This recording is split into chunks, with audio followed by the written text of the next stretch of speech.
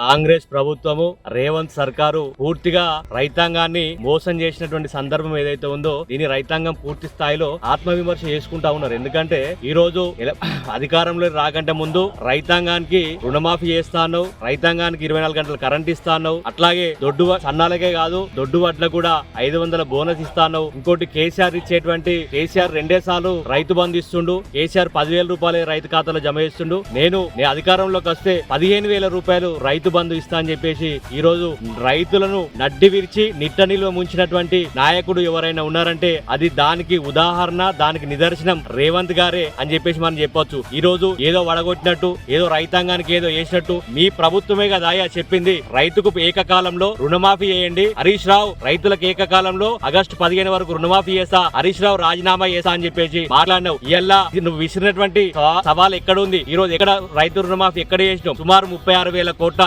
రైతు రుణమాఫీ చేసేది ఉంటే 18 కోట్ల రుణమాఫీ చేసి మొత్తం రుణమాఫీ చేసినట్టుగా సంకల్పు గుద్దుకొని జబ్బలు దరుచుకుంటావు. నిన్ను నీ ప్రభుత్వాన్ని ఈ రైతాంగం నమ్మదు. మళ్ళీ ఏదో గొప్పగేదో వడగొట్టినట్టుగా ఈ రోజు రైతుల పేరిట మళ్ళొకసారి రైతులను నయవంచన గురి చేస్తూ మళ్ళా రైతులను ఇవన్నీ చేసినట్టు తప్పులను కప్పిపుచ్చి రైతు మనసు దోచుకునేటువంటి విధంగా ఈ రోజు రైతుల పేరిట రైతు పండుగ అని చెప్పేసి నిర్వహిస్తున్నావు.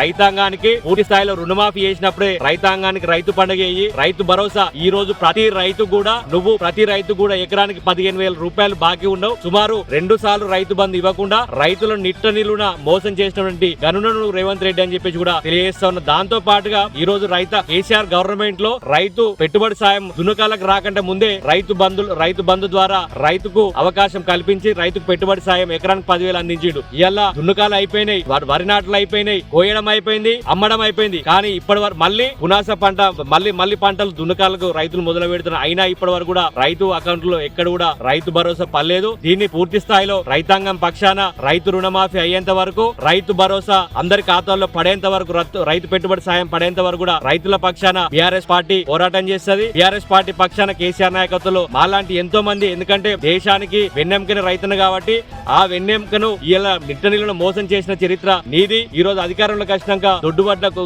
కాకుండా సన్నాలకు ఇస్తాను. ఈ రోజు కొనుగోలు కేంద్రాలు జాప్యం చేసి ఇప్పటికి కూడా రైతాంగం తమ వడ్లను అమ్ముకోవాలి. 70% దళారీలకు అమ్ముకున్నా 30% కూడా కొనలేని దద్దమ్మ సవట ప్రభుత్వం ఈ కాంగ్రెస్ ప్రభుత్వం. రైతుల ఖాతాల్లో పైసలు లేవు, రైతు బంధు లేదు, రైతు బీమా లేదు, రైతు రుణమాఫీ లేదు. ఇవన్నీ పోయి ఈ రోజు రైతులు మళ్ళొకసారి రైతులను మోసం చేయడానికి రైతుల సంబరాల పేరిట రైతులు ఎప్పుడు ఇవన్నీ జరిగినప్పుడు రైతులు సంబరంగా ఉంటారు. ఈ రోజు రైతాంగం మొత్తం బాధపడుతూ ఉంది, రైతాంగం మొత్తం ఏడుస్తా ఉంది. ఈ రోజు పెట్టుబడి సాయం లేక ఎక్కడికక్కడ రైతాంగం సంబంధించి